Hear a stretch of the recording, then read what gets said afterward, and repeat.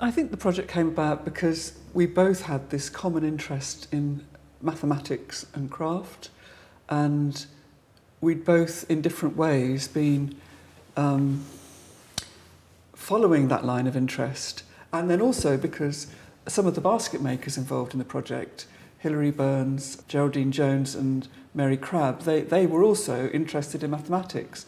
We developed, in a way, spontaneously, but what now I think it is like a research approach or methodology, and we call it a studio practice. So it is a gathering of people from different disciplines and from different ages and different backgrounds, but that we all work together with the idea of learning with others. That is not about teaching or learning from, is learning with. We've definitely worked in a very experimental way, and we've had a programme every time that we've discussed and we've put together. The enthusiasm and the buzz that we get from doing something and seeing the potential of what we're doing, it's really quite hard to sort of narrow it down and keep it on a straight line. There's so many little branches going off and little bits fizzing in the background. We began in the kind of happy spirit of pre-COVID times, but we explored about 3 or 4 different questions working online, particularly looping. We followed looping. That was the big first question we explored with Geraldine and Ricardo. I learnt this technique of looping in a Basketmaker Association course, and this cycloid weaving was one of them, and I just found it so fascinating actually. And I suppose I was making a Fibonacci increase in things and doing the hyperbolic things without knowing they were called hyperbolic. I did discover on the Fibonacci thing that I'd been doing, which I'd previously been counting and counting to get the numbers, I discovered the pattern. And I think that was just probably from our conversations and thinking about it more and just trying to think about it in a better way. It's like I've never known what to call it. Sort of figure of 8. Is that just one string? Yes, but it's not. They're threaded onto a string. It's almost like a long line.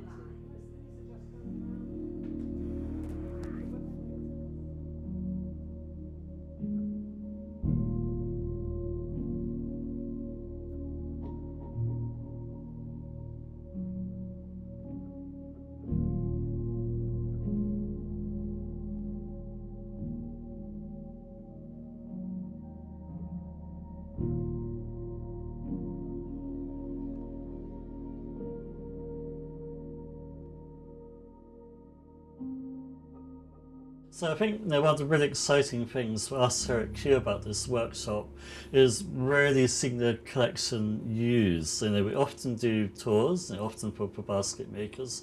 Often researchers come and look at individual pieces, but those would be half-day or one-day visits.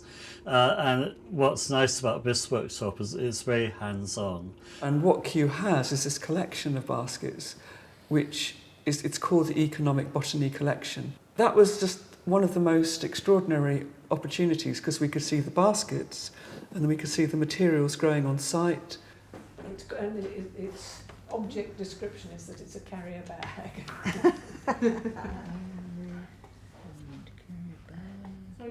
Thinking about how ancient basketry is really, and how it seems to have been there right at the beginning, but it's not. I mean, it gets more notice these days, but it hasn't always been like that. Because it's almost like it is the oldest thing, really. A hunter-gatherer would have had to have, like we're doing there with the palm leaves, they'd have just sort of wrapped things up, that 5-minute garner basket. You need it there and then, you pick a palm and you make it, and it's a basket, and it's strong, and it does its purpose. When Geraldine was looking at this basket, she was on the one hand looking at it and studying and trying to figure out how it was made and the different techniques that we used. And then on the other hand, she was looking at the feather palm and looking at the stem down the centre of the palm and the different leaflets that extend off it, and seeing the potential in that palm, and also seeing how a maker might have used that to create the very same basket. I think it brought up two kinds of questions, and probably a lot more for us. One of which was this question of what Mark from Kew mentioned, the term affordances, which is the sort of potential that plants have for certain kinds of structures, the different kinds of qualities that they offer for us to make them into different forms and to different strengths and so on. And then the other aspect that it really brought home to us was this relationship between making and growing, that Ricardo's also thought a lot about this whole idea of growing points. Yesterday in the session in the afternoon, we started talking about issues of region of growth and improvisation, and I try to trace some overlaps between the growth of plants, the weaving of baskets, the growth of lines that one draws, the process of grasping processes that led to the creation of that object. I think you have to build a working relationship with a material, and you start to get to know it and you start to have that conversation. Sometimes the conversation can be quite difficult and heated and frustrated because it's not doing what you think it's going to do. But you gradually build up this relationship, and then it becomes a collaboration with your materials. So as soon as you start to expose it, you can see that it starts to oxidize with the air and starts to turn red.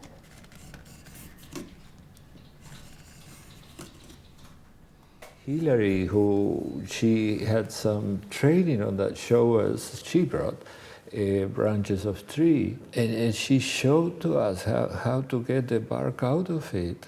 For example, you make an opening on the bark, and then there is a tool with which you elongate the opening, but then it's very easy if you're not sensitive to the nuance of the bark and the different layers of the tree. You have to work over time and learn to listen to the tree.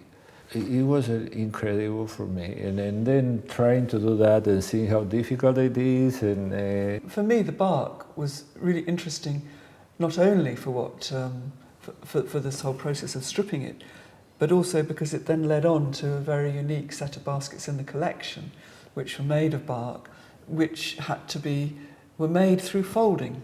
There were several baskets that were folded, but the one that really captured our attention, I think, in general, was a Japanese folded basket. It was folded from the edges inwards, and then that little corner place where there would be a crossing point, that was used to bring it up into 3 dimensions. It was so simple.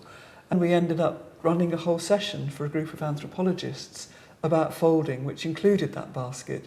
And suddenly it just opened up this sort of vast area of mathematics and basketry, and how making and folding and bark were all kind of integrated. So it's just so simple and so practical. I mean, this whole thing of making a hole and then having this bit of stick here should be a handle, but to support the other one. I mean, it's just incredibly ingenious. I mean, I find it's got elegance of the kind that mathematicians would favour, because it's the kind of the minimum of form, or the minimum of complexity with the maximum of effect. in my trajectory, I came to think of this as a new philosophy of mathematics, which is to think of mathematics as a process of making things. Discrete states, I mean, this is stable in this way, but it can also be stable in other, if you start folding it. you could flip that curve, and I think that would come out like this. Yes. I don't want to push it, but I think you could stitch it so that Yes. it came out. There is, maybe we can call it a gap between problems as they are mathematically posed and solved and problems as they are worked out in crafts. And I think projects like ours have, in principle, a huge issue to address, which is exactly this alienation and how we create spaces in which that can change. The project has been quite unique, I think. It's a lot of people are interested in it. I don't know why no one's done it before. Seems to be novel and